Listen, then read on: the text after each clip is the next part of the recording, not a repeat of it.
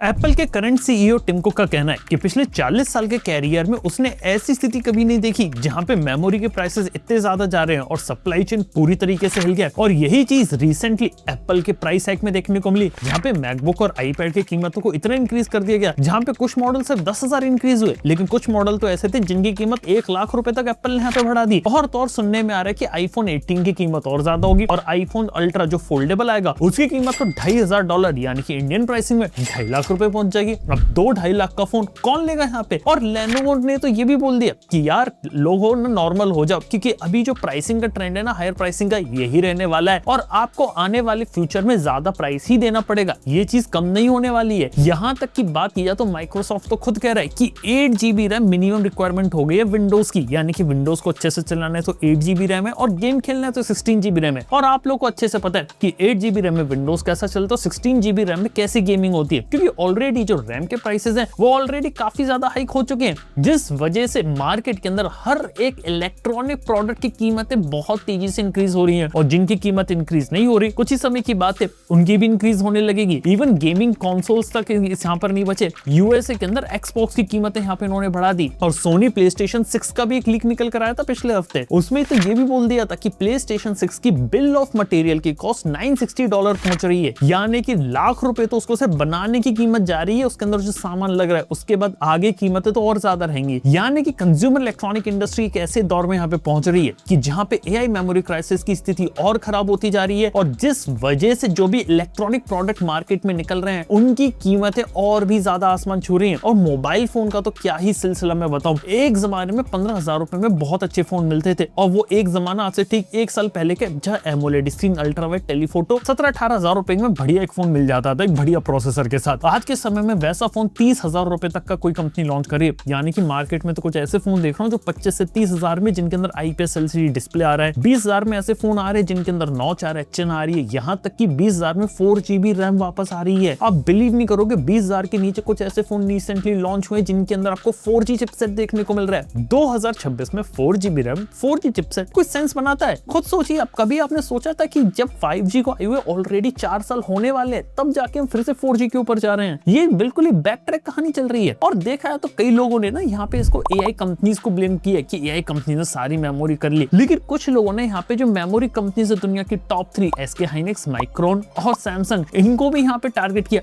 Even USA के अंदर तो एक लॉ सूट भी हो गया इनके ऊपर कि यहाँ पे बोला जा रहा है कि इन कंपनी ने जानबूझ के कीमत इतनी ज्यादा कर रखी है ताकि छोटी छोटी कंपनी से भी वो ज्यादा पैसा ले सके, खूब यहाँ पे कमाई कर सके। बिल्कुल ये भी चीज हुई है कुछ हफ्ते पहले। इवन ये भी पता चलता है कि SK हाइनिक्स, माइक्रोन, इन कंपनीज ने तो ये भी बोला कि यार इन सबकी जो रैम प्राइसेस का हाइक का जिम्मेदार है ना वो हम नहीं है, वो तो एप्पल है, क्योंकि एक जमाने में जो एप्पल है ना वो अपने प्रॉफिट मार्जिन बहुत हाई रखता था और हम जब उनसे ज्यादा पैसा मांगते थे वो ज्यादा पैसा देता नहीं था और हमारी रैम सही सस्ते रेट में ले जाता था, जिस वजह से हमने ज्यादा कैपेसिटी को बिल्ड किया नहीं, ज्यादा रैम की फाउंड्रीज नहीं लगाई, जिस वजह से ज्यादा हमने रैम बनाई नहीं, ज्यादा उसमें इन्वेस्टमेंट करी नहीं हमने, जिसके कारण एट द एंड ये हुआ कि ग्लोबल मार्केट में जब AI कंपनीज आई उन्होंने हमें जब मुंह मांगी कीमत देना शुरू कर दिया, जिस वजह से कहानी काफी ज्यादा बदल गई। वेल कहानी तो आप लोगों को पता है, लास्ट ईयर अक्टूबर से शुरू हुई थी जब सैम ऑल्टमैन जो OpenAI के, उन्होंने दुनिया की 3 कंपनीज के साथ रैम के जो वेफर्स होते हैं वो खरीदना शुरू कर दिए, यानी कि रैम मॉड्यूल नहीं, जो रैम के जो वेफर्स जो फाउंड्री से निकलते हैं वो खरीदना शुरू कर दिए। उसके बाद रैम बनाने के अलग अलग मटेरियल यहाँ पे खरीदना शुरू कर दिया, क्योंकि उनका प्लान ये था कि ग्लोबल लेवल पे एक हाई क्वालिटी के डेटा सेंटर्स को बिल्ड करना है। और बात सही है कि डेटा सेंटर्स आने वाले फ्यूचर में AI को रन करेंगे और AI का जो बबल है वो तो इस लेवल पर है कि AI रिलेटेड कंपनीज की जो वैल्यूएशन है ना $1 ट्रिलियन के पार जा रहा है। मतलब रिसेंटली तो सुनने में है कि OpenAI अपना IPO निकाल रही है इस साल, इवन एंथ्रोपिक अपना IPO निकाल रही है, सब $1 ट्रिलियन प्लस कंपनीज बन रही हैं। $1 बिलियन यूनिकॉर्न का जमाना तो गया, $1 ट्रिलियन कंपनीज का जमाना आ गया है। और सबसे बड़ी बात, OpenAI जैसी कंपनी जो $1 ट्रिलियन वैल्यूएशन मांग रही है ना, आज भी प्रॉफिट नहीं कमा रही। अब खुद सोचो कि कंपनी इस लेवल पे पैसा लुटा रही है, अंधा पैसा, कि यहाँ पे इन्वेस्टर का पैसा तो जला ही रही है, लेकिन दुनिया भर के अंदर एक तरह से जो इंक्रीज कर दिया, इन्फ्लेशन ले आई है, वो अलग है। और कुछ उसे रैम इन्फ्लेशन कहते हैं, कुछ उसे रैमिकोडाउन कहते हैं, कुछ उसे मेमोरी इन्फ्लेशन, मेमोरी क्राइसिस, अलग अलग नाम इंडस्ट्री के अंदर आ रहे हैं। और इसका सीधा इंपैक्ट आप लोगों पे पड़ रहा है, क्योंकि अब आप लोगों के पास ज्यादा ऑप्शंस नहीं है। नया फोन खरीदने जाओगे या भाई 25-30 हजार में ज्यादा कोई अच्छा ऑप्शन मिल नहीं रहा है। यहाँ पे मार्केट के अंदर गेमिंग कंसोल खरीदने जाओगे, यहाँ पे मैं पता कर रहा हूँ आज के समय में 60-65 हजार का आपको PS5 देखने को मिल रहा है ऑफलाइन मार्केट के अंदर। कुछ समय में हो सकता है उसकी भी प्राइस इंक्रीज हो जाए। ऑलरेडी यहाँ पर बात करें तो स्टीम मशीन के बारे में बोला गया था कि गेमिंग कंसोल होगा जो $600-700 का होगा, होगा यूएसए में, जो पीसी की तरीके से भी काम करेगा स्टीम ओएस के साथ, लेकिन गेमिंग कंसोल भी करेगा। अब वो लॉन्च हो रहा है, उसकी कीमत $1000 के पार पहुंच गई है। और ये भी पता चलता है कि रैम कंपनीज है ना, किसी भी इलेक्ट्रॉनिक मैन्युफैक्चरर के पास सामने से आती है और बोलती है कि भाई अभी हमारे पास इस पर्टिकुलर प्राइस में इतनी रैम है, आपको कितनी चाहिए ये बताओ। और होता बताऊं क्या है कि यहाँ पे अगर कंपनी को अगर रेट समझ में आ गया तो वो खरीद लेती है और फिर पूछते कि अब आपको डिलीवरी 6 महीने बाद, 3 महीने बाद, ये साल भर बाद मिलेगी। और अगर आपने मना कर दिया कि हम इतने प्राइसिंग में रैम नहीं खरीद सकते, थोड़ा कम कर दो, तो कंपनी मुंह उठा के चली जाती है, वापस आती नहीं है। क्योंकि उन्हें पता है कि रैम एक ऐसी चीज है हर इलेक्ट्रॉनिक प्रोडक्ट में चाहिए। उनकी यहाँ पे मोनोपोली इधर बन गई है और वो चाहते कि यहाँ पे ज्यादा से ज्यादा पैसा हम यहाँ पे बनाए। और हाँ, आने वाले समय में पैसा इन्वेस्ट भी कर रहे हैं नई फाउंड्रीज वगैरह बनाने में और नया रैम के लिए सप्लाई चेन क्रिएट करने में। लेकिन प्रॉब्लम इधर ये कि रैम और जो एसएसडी की नैंड स्टोरेज होती है उसकी डिमांड अब इतनी ज्यादा है कि नए फाउंड्री प्लांट्स वगैरह लगाने में भी टाइम लगेगा और उस लेवल पे स्केल करने में भी टाइम लगेगा। अभी यहाँ पे बीच में एक खबर आती है कि यहाँ पे CXMT और YMTC जो कंपनी है चाइना की, वो कह रही है कि हम आपको रैम दे देंगे बना के। इवन एप्पल के बारे में भी सुनने में आया था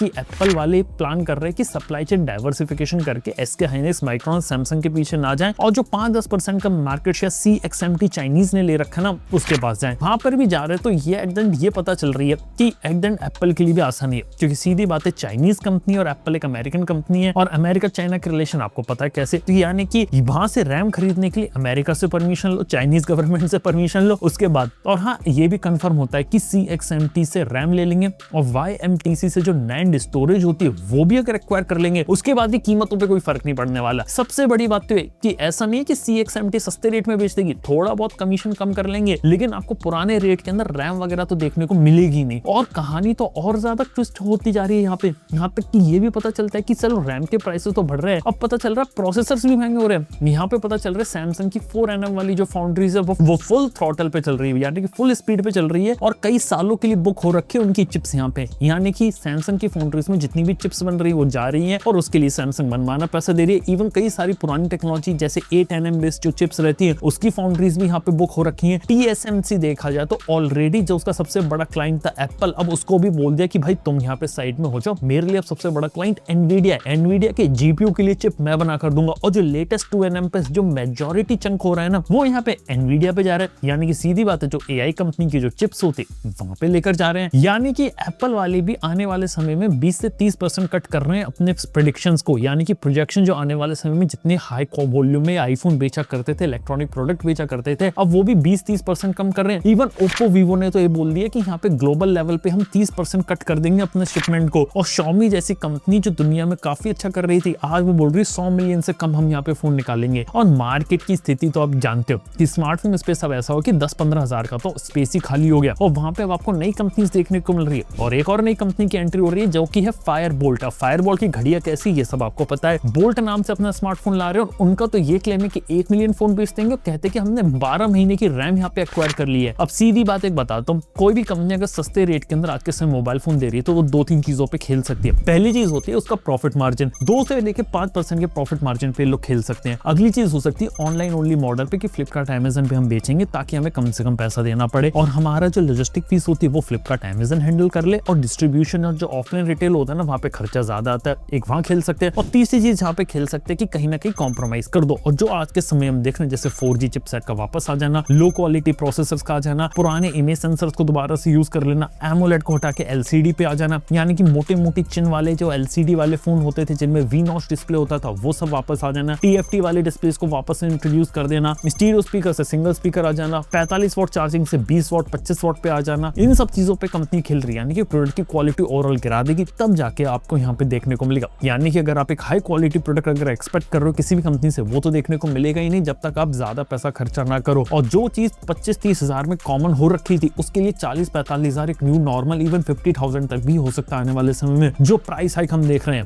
और सीधी बात है, इसका जो इम्पैक्ट पड़ रहा है जो न्यू कंपनी जो स्मार्टफोन के अंदर कूद रही है उसके ऊपर पड़ेगा, क्योंकि उनके पास अभी इतना ज्यादा वॉल्यूम वगैरह नहीं है। और स्मार्टफोन स्पेस आज के समय में मोबाइल फोन निकालने का नहीं, सीधी बात है सप्लाई चेन का गेम बन गया है। जिसका सप्लाई चेन पे कंट्रोल अच्छा है वो अच्छे तरीके से फोन निकाल सकता है और उन पे मार्जिन पे खेल सकता है। और सेम कहानी यहाँ पे पीसी और लैपटॉप इंडस्ट्री पर भी चल रही है। कई सारे लैपटॉप जो पुराने मॉडल्स हैं जो 1 से 2 साल पहले लॉन्च हुए थे, उन पे तो कीमत आपको अच्छी देखने को मिल रही है, लेकिन जितने भी नए मॉडल्स लॉन्च हो रहे हैं उनकी कीमतें बहुत ज्यादा हाई हो रही है। एक जमाना ऐसा था 16 GB रैम का लैपटॉप 50,000 के नीचे मिल जाता था, तो अब 16 GB रैम मोस्टली 50,000 रुपए के ऊपर पहुंच चुकी है। अच्छा के गेमिंग लैपटॉप भी आपको जो 60-70 हजार तक के, वो भी बिल्कुल ही एंट्री लेवल है। एक अच्छा खासा लैपटॉप 80-90 हजार से 1 लाख तक पहुंच रहा है, वो भी जो नए लॉन्च हो रहे हैं। और इवन पीसी बिल्डिंग, जो लोग कंप्यूटर खुद बना के गेम खेलना चाहते थे ना, DIY पीसी, वो भी बिल्कुल खत्म होता जा रहा है। यानी कि ग्राफिक कार्ड की प्राइसिंग इंक्रीज हो रही है, यहाँ पे रैम, मेमोरी स्टोरेज, आपकी हार्ड ड्राइव्स की कीमतें, अलग अलग पीसी कंपोनेंट्स महंगे हो रहे हैं। यानी कि वो भी बिल्कुल आसान नहीं रहा कि आप आसानी से 60-70 हजार में बढ़िया सा गेमिंग पीसी बना लेते थे। आज अगर गेमिंग पीसी करंट रेट में बनाने जाएंगे ना, एक बढ़िया पीसी 1.5-2 लाख से कम में बन ही नहीं सकता है, ये कहानी है। और सेम चीज अब रेप्लिकेट हो रही है आपकी टीवी इंडस्ट्री के अंदर, यानी कि जो टेलीविजन स्मार्ट टीवी थे उसमें भी तो रैम का यहाँ पे यूटिलाइजेशन होगा, और वो भी यहाँ पे चीज से फेस कर कि अगर ज्यादा रैम, ज्यादा स्टोरेज अगर हम लोग डाल देंगे तो उसका इंपैक्ट ये पड़ेगा कि कीमतें ज्यादा हो जाएंगी। और ऑलरेडी जो पैनल QLED, OLED जो भी पैनल डलता है टीवी में, वो उसका सबसे महंगा कंपोनेंट प्राइस होता है, ये भी यहाँ पे एक प्रॉब्लम चल रही है। यानी कि हर जगह से इंडस्ट्री यहाँ पे कूद रही है, और कंज्यूमर इलेक्ट्रॉनिक्स में भी चीजें काफी ज्यादा नीचे जा रही हैं। और यही चीज हम देख रहे हैं कि प्राइम डे सेल जो ऑलरेडी इतना पॉपुलर करके Amazon प्रमोट कर रहा है, फ्लिपकार्ट अपनी गोल्ड सेल प्रमोट कर रहा है, वहां पर भी लोगों का इतना अच्छा रिस्पॉन्स नहीं है जहां पे ऑलरेडी जितना होना चाहिए एक मोबाइल फोन खरीदते समय, नया प्रोडक्ट लेते समय। इवन ये भी प्रोडिक्शन की जा रही है कि बिग बिलियन डे सेल और जो Amazon की ग्रेट इंडियन फेस्टिवल सेल होती है, जो आपको सितंबर-अक्टूबर में कहीं देखने को मिलती है, वहां पर भी इस साल बहुत ही बुरा रिस्पांस देखने को मिलने वाला है। और ये भी प्रेडिक्शन की जा रही है कि यहाँ पे दिसंबर के महीने में इंडिया में स्मार्टफोन मार्केट पूरी तरीके से कोलैप्स कर सकता है। यानी कि सेल्स बिल्कुल ही यहाँ पे बैठ जाएंगी, और यहाँ पे नए फोन्स अगर कोई लॉन्च हो भी गए तो भी लोग उसे खरीदने वाले नहीं है। कहानी यहाँ पे इस लेवल पे चल रही है। अब देखो यार, कहानी तो बुरी चल रही है, प्राइसिंग इंक्रीज हो रही है, और क्यों इंक्रीज हो रही है सब आपको पता है। यहाँ पे AI कंपनी सब खरीद के बैठी है, और दुनिया की सबसे बड़ी कंपनी एप्पल इससे नहीं बच पा रही। टिम कुक जो 40 साल के एक्सपीरियंस के साथ बोल रहे कि ऐसी हालत उन्होंने इंडस्ट्री की कभी नहीं देखी सप्लाई चेन के एक्सपीरियंस में। लेनोवो कह रही कि भाई ये नया नॉर्मल है, आने वाले समय में रेट कभी गिरने नहीं वाले हैं। तो अब आने वाला फ्यूचर क्या होगा? देखो यार, 1 से 2 साल तक ऐसी चीजें चलेंगी। 2027 तक मैं एक्सपेक्ट ही नहीं कर रहा कि कीमतें गिरेंगी। 2027 में स्टेबिलिटी आने की रिक्वायरमेंट है, यानी कि 2027 तक डेटा सेंटर की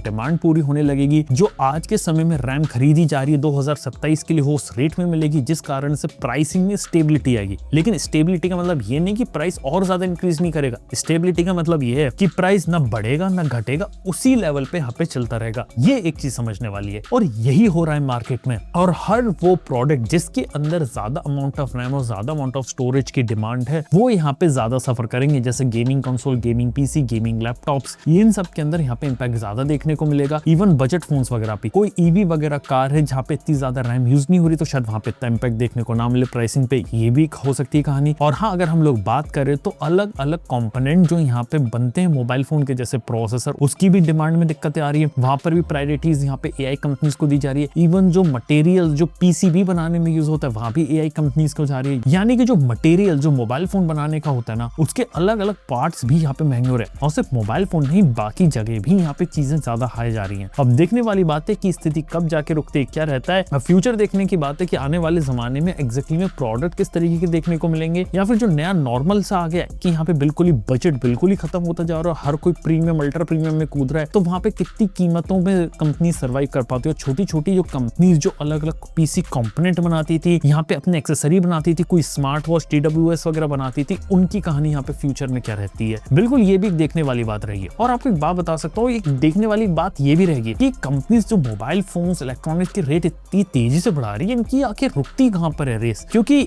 एक हद तक आप प्राइस इंक्रीज कर सकते हो, एक हद के बाद लोग किसी भी कंपनी के लिए पैसा नहीं निकालेंगे, क्योंकि एक टाइम के बाद अगर हाथ से कीमतें निकल गई ना, तो लोग खरीदना ही बंद कर देंगे। भाई लोग बोलेंगे भाई 2 लाख का आईफोन क्यों लूं, भाई मैं पुराना फोन ले लेता हूँ, 50,000 में चल जाएगा, बढ़िया फीचर मिल जाएंगे, मेरे को ऐसी कोई जरूरत भी नहीं है। ये कहानी हो सकती है। मतलब एप्पल जैसी कंपनी के साथ भी दिक्कत ये रह सकती है कि एक हद तक वो महंगा कर सकते हैं, एक हद के बाद जब लोग की हाथ से वो निकल जाए ना, तब भी उसे ले पाना मुश्किल है। EMI स्कीम भी एक हद तक हेल्प कर सकती है। EMI का ट्रेंड हम लोग देख रहे हैं इंडिया में, लोग 12 महीने 24 महीने तक की EMI पर प्रेफर कर रहे हैं, लेकिन एक हद तक EMI फुलफिल कर पाएंगे। क्योंकि सीधी बात है कि जब तक लोगों की भी इनकम नहीं बढ़ेगी, तब तक लोगों का एक्सपेंसेस या एक्सपेंडिचर नहीं बढ़ेगा। और लोगों के लिए मेरी सिंपल सी रिक्वायरमेंट है कि आपको पहले अपने खर्चे से पहले अपनी इनकम बढ़ानी है, और उसके बाद उन जगहों पे खर्च करना है जो आपकी जरूरत है। अगर आपको मोबाइल फोन लेना है तो एक बजट डिसाइड करो, उसके ऊपर मत जाओ, उस बजट में जो भी फोन मिल रहा है उससे आप ले लो। ये एक सिंपल सजेशन रहेगा आप लोगों के लिए। तो उम्मीद करता हूँ कि चीज समझ में आई होगी। कई सारी चीजें चल रही है, कहाँ कहानी बद से बदतर होती जा रही है। एआई मेमोरी क्राइसिस को मैं क्लोजली ऑब्जर्व कर रहा हूँ, उसके बारे में मैं ट्वीट्स वगैरह भी करता रहता हूँ, तो ट्विटर वगैरह पे आप मुझे फॉलो कर सकते हैं। बाकी इंस्टाग्राम पर भी फॉलो कर सकते हैं, वहां पर कई बार हम इंटरेस्टिंग रील्स और इन्फॉर्मेशन भी शेयर करते रहते हैं। बाकी थैंक यू बने रहने के लिए। यूट्यूब पे भी हम कॉन्स्टेंटली वीडियोस आते रहेंगे, तो थैंक यू बने रहने के लिए आपका। मैं आपसे मिलता हूँ अपने नेक्स्ट वीडियो के अंदर। Good bye.